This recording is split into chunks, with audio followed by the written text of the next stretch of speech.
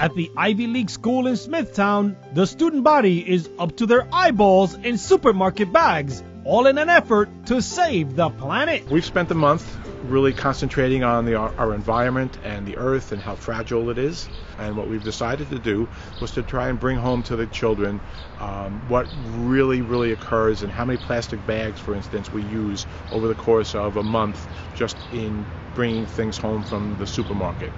Class after class marched onto the field carrying a seemingly endless rope of plastic bags. We recycled the bags and we made a giant line, and we're going to try to walk around the campus with all the bags we recycled. We have a 16-acre campus. The boys and girls know how large our campus is. We thought it would be a great idea to use the magnitude of our campus to show the plastic bags and how many we have. This is super long and we're going to make it to the end of the world. To put it mildly, they had a lot of bags.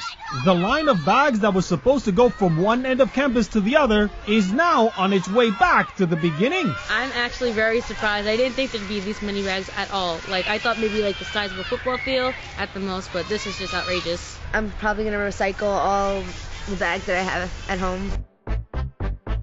So how long is this line of bags? Students took their best guess. Like 1 million. Yeah, really long. A lot of feet. I don't know. We can't even count. It's probably too much to count. A billion gazillion. No, a trillion gazillion million.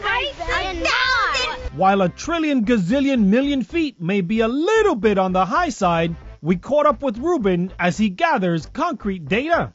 What I'm doing is I'm walking the entire perimeter of where the bags stretch across our entire campus. Right now we're at 1,000.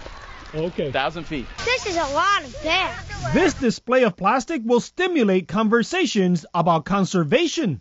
Well, we're talking about how long something takes to decompose, to go back into nature. And what we've talked about is the fact that plastic doesn't really decompose. And where are we putting our garbage? And what's the garbage doing to our soil and our water? We live on Long Island. We have a very fragile ecosystem.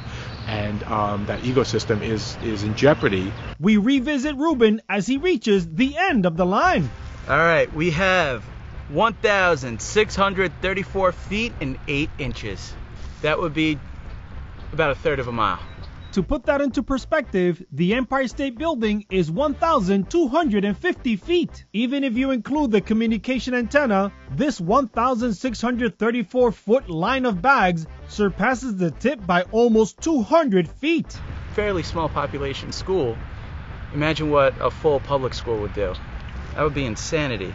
This environmental demonstration will now be tied into the Ivy League curriculum.